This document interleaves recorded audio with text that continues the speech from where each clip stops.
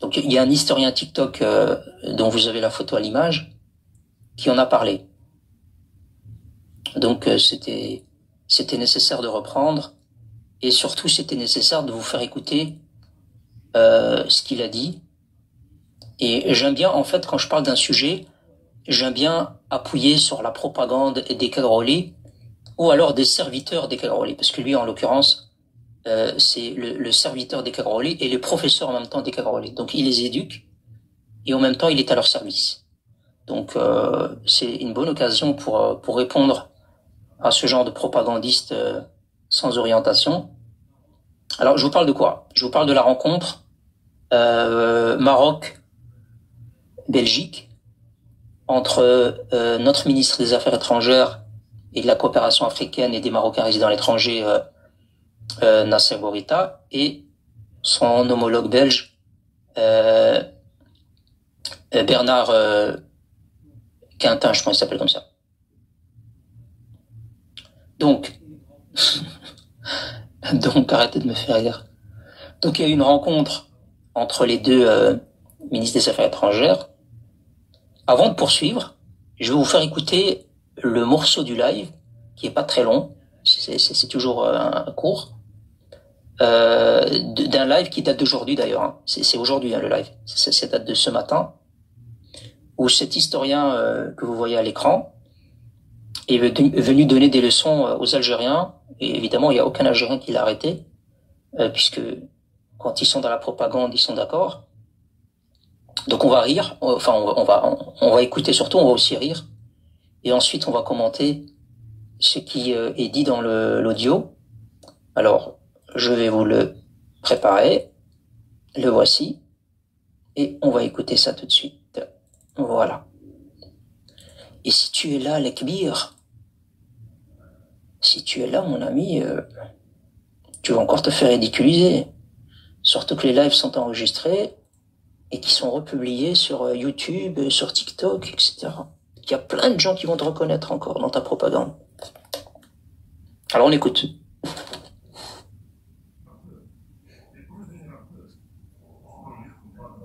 Un peu. Mais pour revenir un peu, pour mieux comprendre la propagande marocaine, le frère Roro disait qu'il ne reconnaissait jamais. Et la dernière leçon a été donnée par le ministre des Affaires étrangères belge, qui a visité le Maroc hier ou avant-hier. Devant le ministre des Affaires étrangères marocain, il dit que la position belge ne changera pas et elle n'a pas changé. C'est l'autodétermination du peuple. La position de la Belgique n'a pas changé. Et c'est quoi la position de la Belgique qui n'a pas changé? La Belgique ne changera pas et elle n'a pas changé. C'est l'autodétermination. L'autodétermination du peuple sahraoui. Merci, ça parole. Vous voyez, devant lui, il lui dit que le Sahara n'est pas marocain. Devant lui, il lui dit que le Sahara n'est pas marocain. Donc apparemment, le ministre des Affaires étrangères belge, devant notre ministre des Affaires étrangères, Nasser Bourita, apparemment, d'après Lekbir, il lui a dit yeux dans les yeux l'autodétermination du peuple sahraoui et que le Sahara n'était pas marocain. Incroyable. Quelle humiliation. Sahara, Sahara, il est à l'ONU. Son problème, il est à l'ONU. Nous supportons l'ONU l'organisation d'un référendum. Et nous supportons l'organisation d'un référendum. Donc tout ça, c'est ce qu'aurait dit le ministre des Affaires étrangères belge à son homologue, notre ministre des Affaires étrangères, Nasser Bourita. Donc c'est bien ce qu'on vient d'entendre tous ensemble. Oui, et il le voit. Mais si tu fais monter maintenant un Marocain qui dit je m'en fiche de lui, sa position n'est pas importante. Parce que le Marocain n'est pas un monsieur libre. Il ne peut pas s'exprimer. Donc nous, on est là, on doit dire Allah, alhamdulillah, nous avons cette liberté d'expression. Alhamdulillah, vous avez cette liberté de propagande. Vous savez c'est quoi le pire? Le pire dans tout ça, le pire dans tout ça, c'est que après sa propagande, il dit il y a aucun Marocain qui va oser monter là. Tu vois, donc il balance sa propagande et après l'historien TikTok Lekbir, il met au défi les Marocains. Il leur dit maintenant je vous mets au défi de monter par rapport à ce que j'ai dit, que vous avez été humiliés par la Belgique, qui vous a dit que référendum, que peuple sahraoui, etc. Bon, vous connaissez un peu la musique maintenant, je pense, hein, les amis, depuis un moment, vous la connaissez. Donc, qu'est-ce qu'on va faire? Forcément, ben, on va écouter ce qui s'est passé entre le ministre des Affaires étrangères marocaine et belge. Ah bah ouais, on a besoin des preuves. Bon, on va écouter.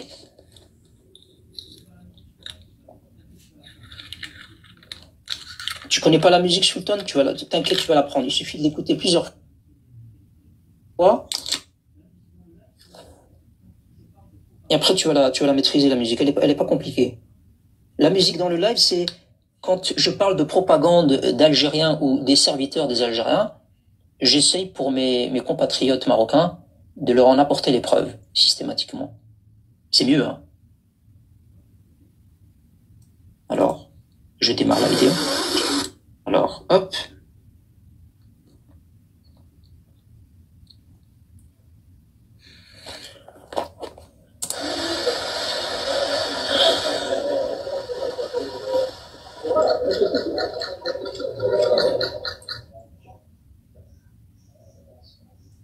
Le Zlidj, c'est le Zlidj?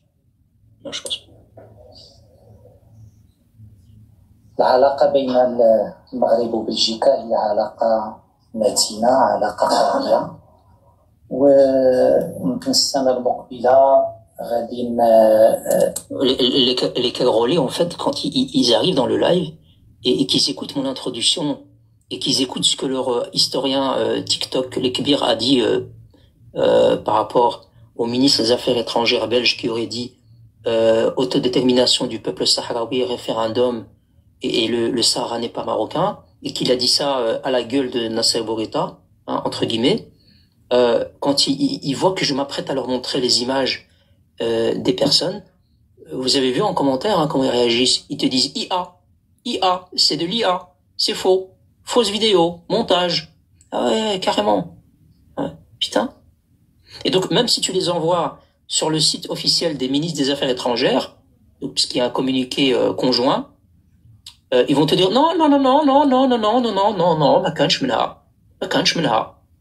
c'est un montage du Makhzen. Le Makhzen a infiltré le site des Affaires étrangères belges et il a mis ce communiqué.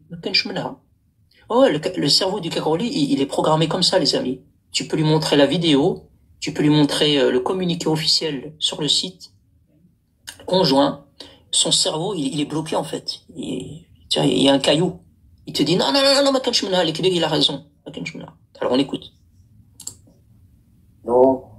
بأكثر من 150 سنة من اتفاق التعاون والصداقة لكي يجمعنا، علاقة اللي عندها كذلك واحد الجانب مهم هي الروابط الإنسانية، من خلال تواجد عدد كبير من المغاربة في بلجيكا أكثر من 600,000، وتواجد متزايد للجالية البلجيكية في المغرب اللي كتقترب من 5,000 تقريبا. محتاجين اليوم إلى تطوير العلاقة الاقتصادية بين البلدين. ملي كنشوف بأن بلجيكا هي الشريك أكثر من 40 ديال المغرب، بأن المغرب هو الشريك أكثر من 50 ديال بلجيكا، هذا كيعني بأننا ما مستغلينش كل الفرص اللي كيتيحها التعاون الثنائي التجاري بين البلدين. بحال اللي قلت العنصر الإنساني هو عنصر مهم في العلاقة الثنائية، وهذا العنصر كيخصو تعامل وفق مبادئ واضحة اللي كتخلي مغاربة بلجيكا كينخرطوا وكيندمجوا في بلجيكا وكيحترموا قوانينها وكيحترموا القيم البلجيكية، ولكن في نفس الوقت كيحافظوا على هويتهم وعلى روابطهم مع بلدهم الأصلي. Contrairement aux Calarilla qui en France ont un véritable problème d'intégration, parce que là il est en train de parler des Marocains qui résident en Belgique, donc que c'est pour la plupart des personnes intégrées et qui gardent un lien fort avec le Maroc, contrairement aux Cagroli de France, qui quand tu regardes un petit peu Hein, il y a toujours des problèmes d'intégration et de plateau TV qui les remettent en question. Et qui remettent en question même leur présence en France. Donc c'est une très bonne chose de l'appuyer devant le ministre des Affaires étrangères belge. التفاهمات الواضحة وما تكونش هذه الجالية عرضة لاستغلال من طرف أطراف اللي ما كتهمها لا مصلحة بلجيكا ولا مصلحة المغرب. تحدثنا كذلك حول موقف بلجيكا من قضية الصحراء المغربية وكانت مناسبة للتعبير عن التقدير للتطور اللي عرضوا هذا الموقف في السنوات الأخيرة واللي قضية الصحراء بحال اللي قال جلالة الملك محمد السادس هي النظارات اللي كيشوف بها المغرب العالم وهي المقياس اللي كيقيس به قوة العلاقات ومصداقية الشراكات.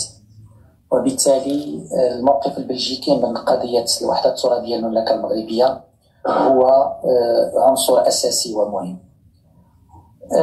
تحدثنا كذلك حول التعاون في المجال الأمني وفي المجال القنصلي من منطلق احترام Je vais passer à l'intervention du ministre des Affaires étrangères belge. Comme ça, je vous fais pas écouter une vidéo qui est extrêmement longue. Et on va passer à l'intervention puisque c'est là la question. C'est qu'est-ce que le ministre des Affaires étrangères belge a dit? Est-ce qu'il a parlé d'autodétermination du peuple sahraoui? Est-ce qu'il a parlé de ce territoire n'est pas marocain, comme l'a dit l'historien Lekbir ce matin? Eh ben, on va écouter. Hein. Nous avons abordé avec mon homologue la question du Sahara occidental. Et ne vous foutez pas de la gueule de l'accent. Hein. Il est belge. On se calme. Nous savons que c'est une question importante pour le Maroc. La position du gouvernement belge actuel est connue et a déjà été exprimée par ma prédécesseur en 2022 ainsi que par le Premier ministre Alexander De Croo à l'issue de la haute commission mixte d'avril 2024. La Belgique apporte son plein soutien au processus mené par les Nations Unies pour une solution politique juste, durable et mutuellement acceptable par toutes les parties. Notre pays rappelle par ailleurs l'exclusivité de l'ONU dans le processus politique et réaffirme son soutien à la résolution 2703 du Conseil de sécurité des Nations Unies qui a noté le rôle et la responsabilité des parties dans la recherche d'une solution politique réaliste, pragmatique, durable et fondée sur le compromis. La Belgique considère l'initiative marocaine d'autonomie comme un effort sérieux et crédible du Maroc comme une très bonne base pour une solution acceptée par les parties. Le ministre Bouita, mon cher collègue, m'a présenté durant notre rencontre les éléments principaux de ce plan et j'en ai approfondi ma connaissance avec intérêt. Cela m'a permis de mieux comprendre les tenants et aboutissants de ce plan et de prendre la mesure du caractère existentiel de cette question pour le Maroc. Je constate par ailleurs que certains partenaires européens et internationaux importants ont évolué dans leur position. Je suis donc certain que nos pays continueront à mener un dialogue constructif à ce sujet. J'aimerais ici par exemple saluer la bonne coopération en matière de lutte contre l'immigration illégale, mais aussi en matière de justice et de police. La Belgique souhaite évidemment que ce travail conjoint puisse continuer à se renforcer à l'avenir, puisque ces sujets seront à coup sûr parmi les priorités du nouveau gouvernement qui, je l'espère, comme citoyen, pourrait se former dans les prochains jours. Nous entretenons évidemment aussi avec le Maroc des liens économiques privilégiés. Les exportations belges de biens vers le Maroc se sont élevées à environ 1,3 milliard d'euros après les 10 premiers mois de 2024, soit une croissance de près de 15% par rapport à la même période de 2023. C'est très positif, mais nous voulons renforcer cette dynamique. Nos échanges commerciaux doivent être à la hauteur de nos relations humaines et politiques. La Belgique, notamment via ses entités fédérées et ses entreprises, veut être un partenaire de premier plan pour soutenir le développement économique et écologique du Maroc, en contribuant à des projets d'envergure comme l'organisation de la Coupe du Monde 2030, mais également le plan de transition écologique du Maroc. Alors, est-ce que vous avez entendu peuple sahraoui? Est-ce que vous avez entendu le terme autodétermination du peuple sahraoui? Est-ce que vous avez entendu le Sahara n'est pas marocain? Nous avons abordé avec mon homologue... On réécoute le passage de 30 secondes. Lekbir, tes oreilles. La question du Sahara occidental. Nous savons que c'est une question importante pour le Maroc. La position du gouvernement belge actuel est connue et a déjà été exprimée par ma prédécesseur en 2022 ainsi que par le Premier ministre Alexander De Croo à l'issue de la haute commission mixte d'avril 2024. La Belgique apporte son plein soutien au processus mené par les Nations Unies pour une solution politique juste, durable et mutuellement acceptable par toutes les parties. Notre pays rappelle par ailleurs l'exclusivité de l'ONU dans le processus politique et réaffirme son soutien à la résolution 2703 du Conseil de sécurité des Nations Unies. Cette résolution que l'Algérie a déplorée en disant c'est scandaleux, la plume américaine a écrit des choses insensées, etc. Donc elle a même critiqué la plume américaine et elle était dégoûtée de cette résolution. Hein. N'oubliez pas que l'APS, à chaque fois qu'il y a une résolution fin octobre de chaque année, l'APS toujours chiale en condamnant et en disant c'est pas juste ce qui a été mis dans la résolution, nous ne sommes pas d'accord. Maintenant, écoute bien avec Bir, ouvre tes paraboles là. Écoute. Et la responsabilité des partis dans la recherche d'une solution politique réaliste, pragmatique, durable et fondée sur le compromis. Et les gens en commentaire qui me disent détourne pas, il vous a humilié. Écoute bien ce passage maintenant. Sma. La Belgique considère l'initiative marocaine d'autonomie comme un effort sérieux et crédible du Maroc, comme une très bonne base pour une solution acceptée par les partis. Le ministre Bouita, mon cher collègue, m'a présenté durant notre rencontre les éléments principaux de ce plan et j'en ai approfondi ma connaissance avec intérêt. Cela m'a permis de mieux comprendre les tenants et aboutissants de ce plan et de prendre la mesure du caractère existentiel de cette question pour le Maroc. Ben voilà. Donc, la Belgique, nom de Dieu, la Belgique, il s'aligne sur la position des Nations Unies, il s'aligne sur la proposition d'autonomie du Maroc, que l'Algérie rejette d'une force. Que l'Algérie rejette, mais d'une force. Elle la rejette, elle dit non, il n'y a pas d'autonomie, s'il vous plaît, allez-vous-en. Et les Kbir, il faut être honnête, mon garçon. Parce que regarde les Kbir. Tout à l'heure, t'étais comme ça. Mais maintenant, avec ton humiliation publique, t'es devenu comme ça. Avant, t'étais comme ça, t'étais un clown. Et là, t'es devenu officiellement un clown. Tu vois, là, t'as le nez qui va avec. Tu vois, en vérité, ça change rien, les Kbir. Regarde, sans nez, avec le nez. Sans nez, avec le nez. Ça change rien, mon pote. Ça ressemble, plus ou moins. Tu vois? Donc, quand tu donnes des informations, essaye de, je sais pas moi, essaye un petit peu, fais un effort. C'est pour ça que dans les guests, quand tu montes avec Othman, quand tu montes avec des gens, tu fais même pas 30 secondes. Ils te dégagent direct. Pourquoi? Et c'est arrivé dans notre live à nous aussi. Parce que quand tu montes, tu donnes des informations comme ça, alors, de par ton parler, tu crois que tu vas impressionner quelqu'un, en disant, moi, je connais l'histoire, moi. Et dès que tu dis un mot, on t'arrête, on te dit, est-ce qu'on pourrait avoir la source, la preuve? Et à ce moment-là, tu bloques, t'arrives plus. Tu dis, non, pas de preuve. Et là, du coup, on te dégage. On te dit, les propagandes, c'est pas ici. Et là, regarde, encore, t'en as fait usage de ta propagande. Donc, on était obligé d'en parler sur ce live. Et par la même occasion, il faut rappeler aussi que le communiqué, puisque l'équilibre, il dit, la Belgique vous a humilié. Putain, si la Belgique nous avait humilié, je l'aurais su le jour même, hein. À la minute près, je l'aurais su. Et crois-moi que ça aurait fait beaucoup de bruit ici en Belgique. Et le communiqué conjoint des deux ministres, ils ont appuyé l'excellent lien d'amitié qui existe entre Sa Majesté Sid Alonso et Sa Majesté le roi Philippe. Donc c'est dans le communiqué conjoint, ainsi que la grande estime, écoutez la grande estime entre les familles royales des deux pays et les relations chaleureuses entre les deux peuples. Tu vois, ça ne peut exister qu'entre deux monarchies, hein, les Kbir. Ça peut pas exister entre des États créés de toutes pièces par la France, que ce soit la France et même ton pays, hein, la Mauritanie, c'est l'histoire qui le dit, a été créé par la France. Hein. C'est une réalité, hein. Même si je ne voue aucune hostilité à la Mauritanie. On s'est tellement fait humilier, les amis, le Maroc, comme dit les Kbir, ils nous ont dit le Sahara n'est pas marocain, que vous avez même, Routi, regardez l'image, vous avez même, alors ça c'est la photo de la rencontre officielle, je sais pas si j'avais prévu une image là-dessus ou pas, mais peu importe, si j'en ai pas prévu, il me semble que oui, mais non. Alors, figurez-vous, voilà, elle est là. Je la cherchais, elle est là. Alors, figurez-vous qu'ils nous ont tellement humiliés, tellement, que le directeur général de la Sûreté nationale, la DGSN, et la surveillance du territoire DGST, l'excellent Abdelatif Hamouchi, lui aussi, il était en Belgique, avec une très importante délégation. Non, il était pas en Belgique, ça s'est déroulé au Maroc, pardon.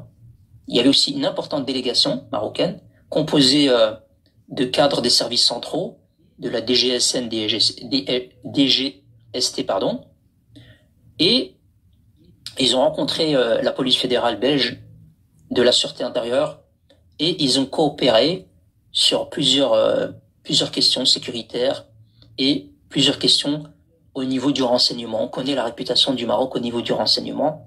Alors il y a eu plusieurs signatures et plusieurs plans d'action qui ont été qui ont été signés, pardon, notamment la lutte contre le crime organisé, le terrorisme, etc. Et justement, la Belgique s'appuie sur le renseignement marocain pour traiter les données des individus qui pourraient menacer l'intégrité territoriale belge ou qui pourraient avoir des intentions de menaces terreau sur le territoire belge ou encore le blanchiment d'argent. Tout ça, ça a été discuté entre les deux pays. C'est fou les Kbir, hein. Quand on humilie quelqu'un, qu'on lui dit Sahara pas marocain, peuple sahraoui, autodétermination, c'est fou comment on peut signer comme ça des partenariats, hein, de sécurité et se faire confiance après une humiliation. J'arrive pas à comprendre ça, c'est incroyable. Je sais pas, j'arrive plus à comprendre. Mais voilà, c'était important de vous donner cette information en côté, surtout pour nos compatriotes qui vivent en Belgique. Hein, il faut pas vous laisser berner par ces espèces de guignols TikTok. La Belgique et le Maroc ont une excellente relation jusqu'à aujourd'hui. La géopolitique évolue, mais jusqu'à aujourd'hui et depuis très longtemps, on a toujours eu des très bonnes relations. Il n'y a pas une reconnaissance explicite de la marocanité du Sahara, mais comme beaucoup de pays, la Belgique s'appuie sur la proposition d'autonomie du Maroc et la considère comme étant crédible et comme une très bonne solution au conflit. Voilà, pour dire les choses. Donc c'est tout ce que rejette l'Algérie, hein. Et le police bull et les Kagroli aussi, évidemment. C'est tout ce que rejette, hein, ces gens-là. Donc vous voyez, je sais pas en quoi est-ce qu'on parle d'humiliation, mais voilà, c'était important de vous en parler. Artilo, tu voulais faire un commentaire là-dessus? C'est juste une info. Non, Khoya, vive la Belgique. Vive la Belgique, hein.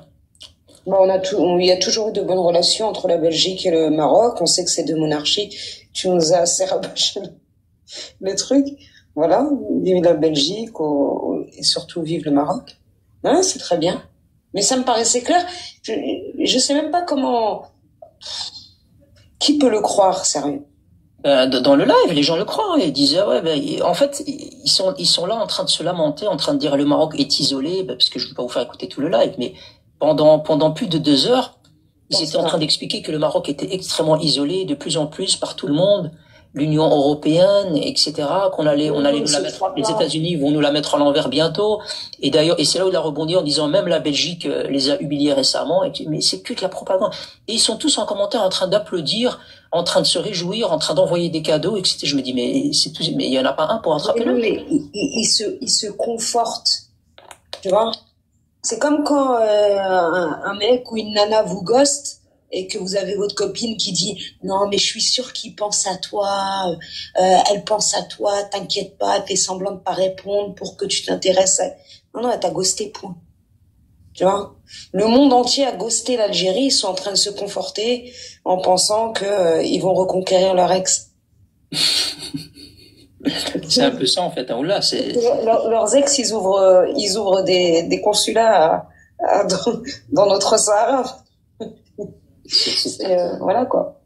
T'as très bien expliqué. C'est exactement ça, c'est un espèce de réconfort que... C'est ça, ils se réconfortent. C'est comme si, c'est comme quand tu prends, tu sais, en hiver, là, tu prends 3-4 kilos, et t'arrives au mois d'avril, t'es encore, non, mais ça va tranquille, en une semaine, je les perds. Après, t'arrives au mois de juillet, tu dis, ah oui, là,